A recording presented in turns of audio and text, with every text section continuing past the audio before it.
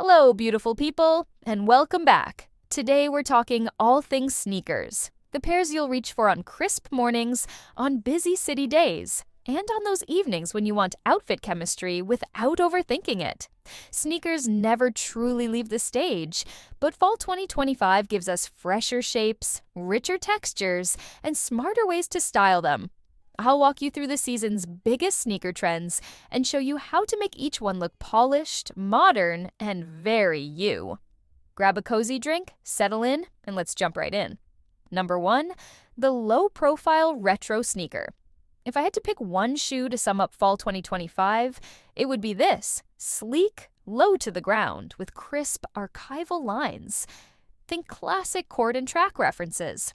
The kind of sneakers that feel like a whisper rather than a shout.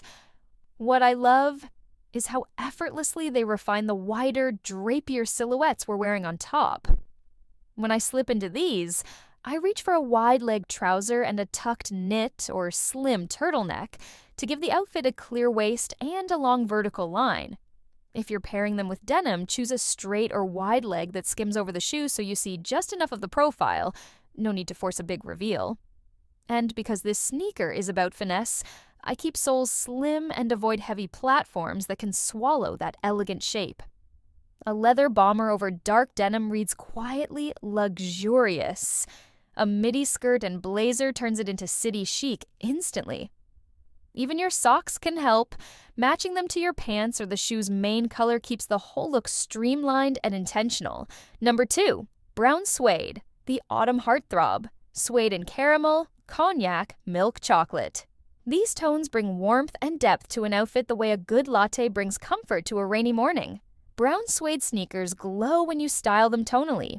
A camel coat, a cream knit, a toffee bag, and suddenly the sneakers feel like a considered part of a rich, layered palette. On days you want contrast, try navy wool trousers and a crisp white shirt. The suede becomes that one soft note that pulls everything together.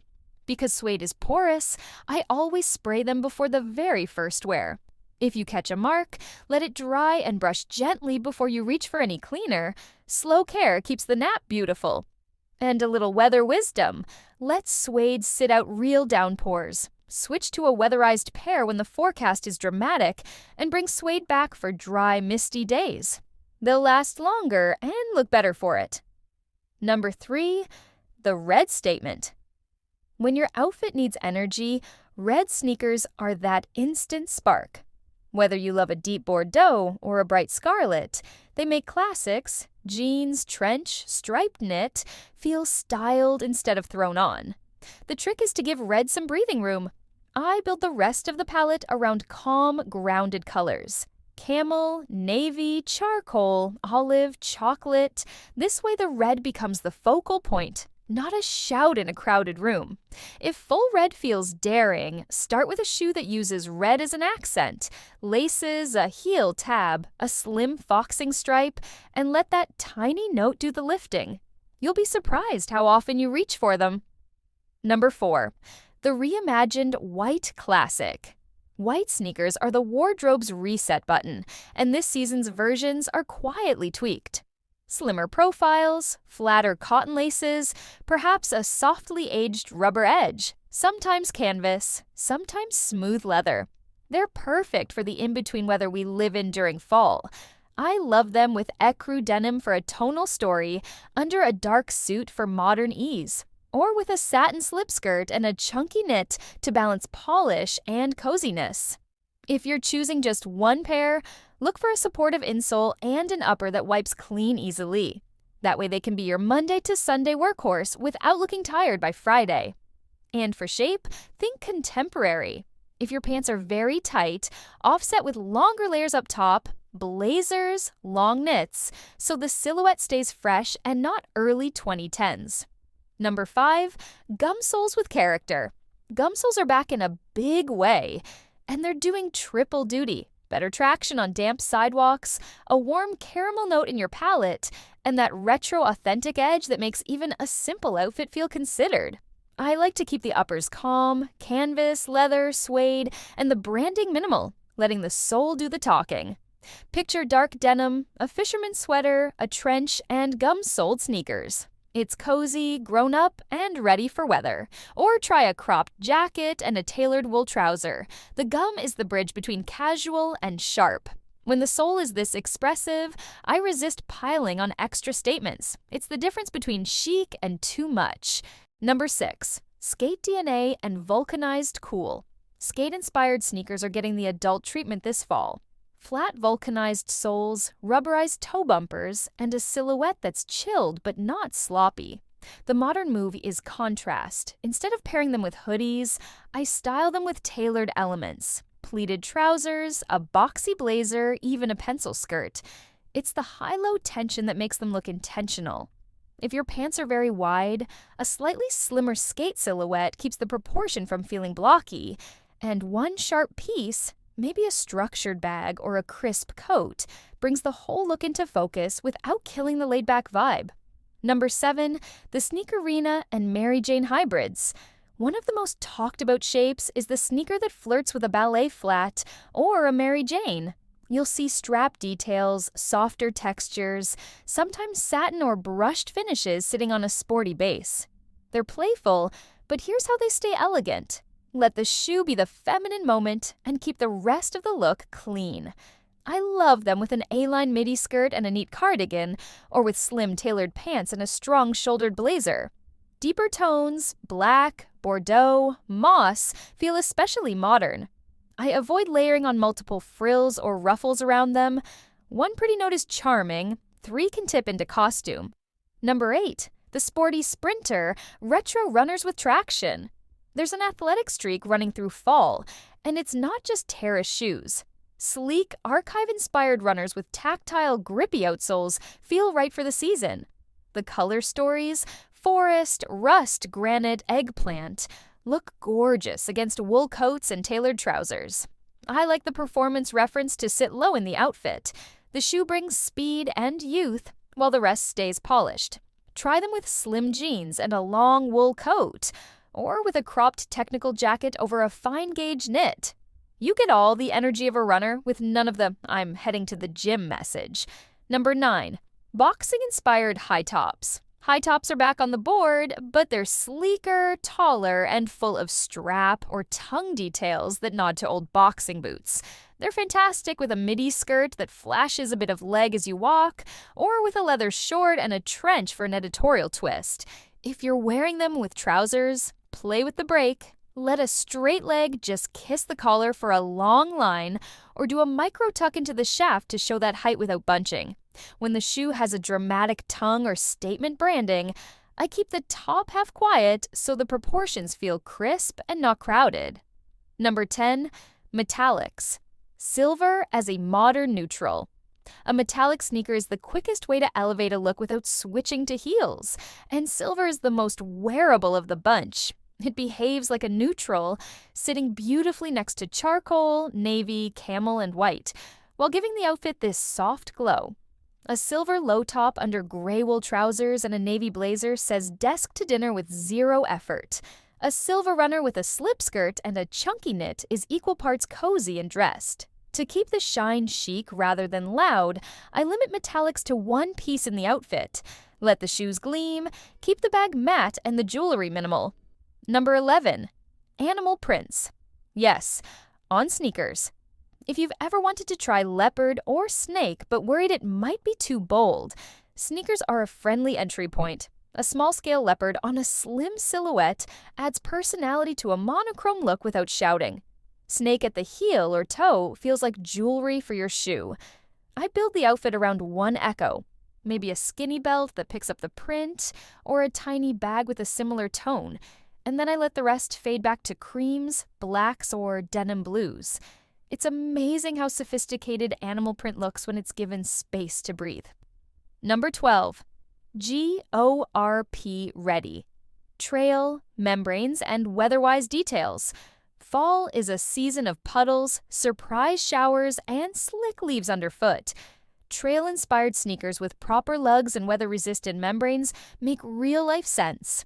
And the style moment is earned in the contrast. I love a black trail runner under pleated wool trousers, a plain white tee, and an oversized trench. It's urban, It's practical, and it reads modern rather than outdoorsy.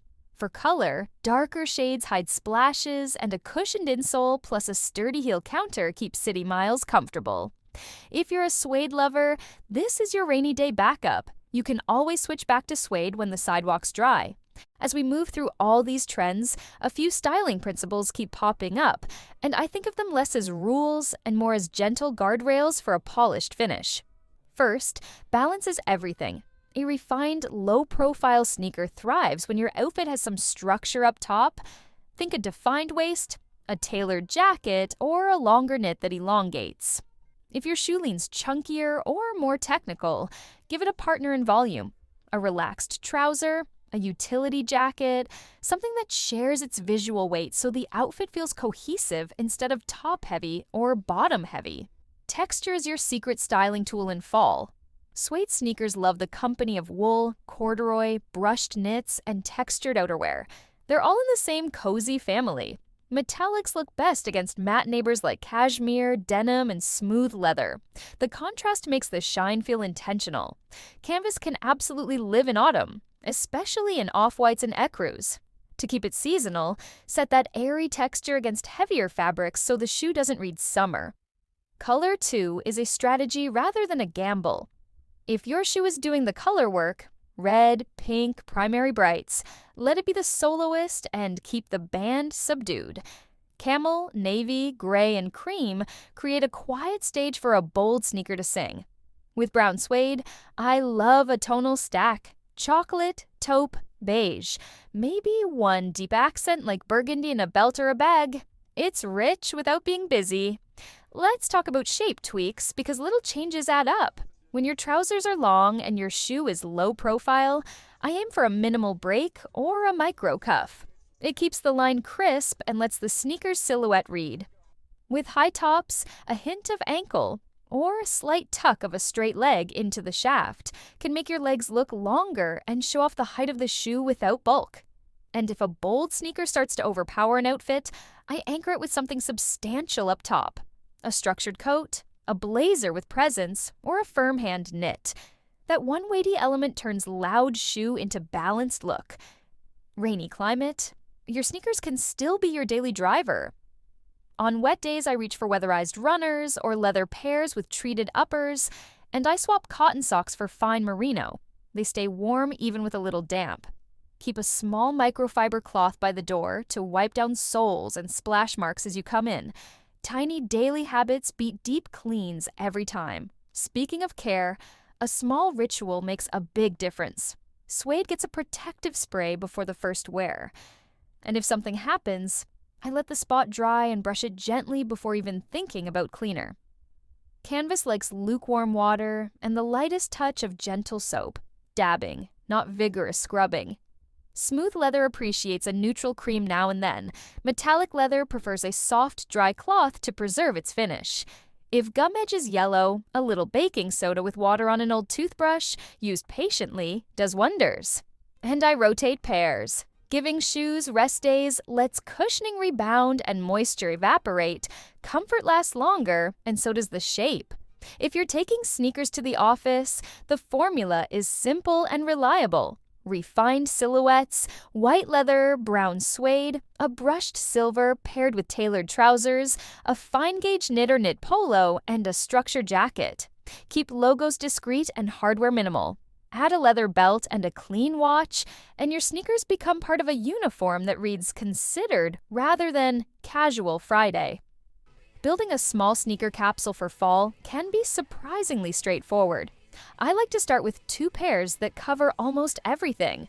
A reimagined white classic for everyday versatility, and either a brown suede low profile for dry days or a weatherized trail runner for the rain. Once those bases are covered, add personality with 1 power piece. Maybe a red archive runner or a silver low top, so you have a color or shine moment ready whenever your outfit feels flat. If you're curious about trends but don't want to commit to a whole new pair, laces are your best friend. A white sneaker that swaps in cream laces suddenly feels warmer and more autumnal. A burgundy lace on brown suede whispers to your knitwear and bags. Even socks change the vibe. A ribbed cream sock feels preppy and relaxed. A black Micro Crew reads sleek and modern. Before we wrap, let me give you 3 quick outfit formulas you can pull in under a minute, because real life gets busy. The first is the column method. Pick a color column, say charcoal pants with a charcoal knit. Drop in your statement sneaker. Silver or red looks amazing here, and finish with outerwear that nods to the shoe. Maybe a navy coat with silver hardware, maybe a camel coat to flatter the red. This keeps you long and lean and perfectly cohesive. The second is the tonal stack. Layer 3 tones from the same family, camel to chocolate, stone to graphite, navy to ink, and then insert a contrasting sneaker to break the set. Clean white if you want freshness, Bordeaux if you want depth, metallic if you want glow. The third is what I call the texture triangle. Choose 3 distinct textures in your outfit. Soft knit, structured trouser, sleek outer layer, and let your sneaker provide the 4th texture, suede, gum, a subtle animal detail. The result looks dimensional even when the colors are simple. As you try these trends, remember that sneakers are about ease. The goal isn't to collect every silhouette. It's to find the 2 or 3 that make your wardrobe click. Maybe that's the low-profile retro for weekdays, a brown suede for dinners and coffee dates, and a weatherized runner for rainy commutes. Or maybe it's a white classic, a red statement, and a silver wildcard. Whatever you choose, let the shoe serve your life and not the other way around. And that's our tour of the Fall 2025 sneaker landscape. Shapes that feel current, textures that feel right for the season, and styling that keeps everything elegant and wearable. If this gave you fresh ideas, hit like, tap subscribe, and ring the bell so you don't miss the next style guide. Most importantly, tell me in the comments which pair you're trying first, the brown suede heartthrob, the bold red runner, or the playful sneakerina. Thanks so much for spending this time with me today. I can't wait to see you in the next one.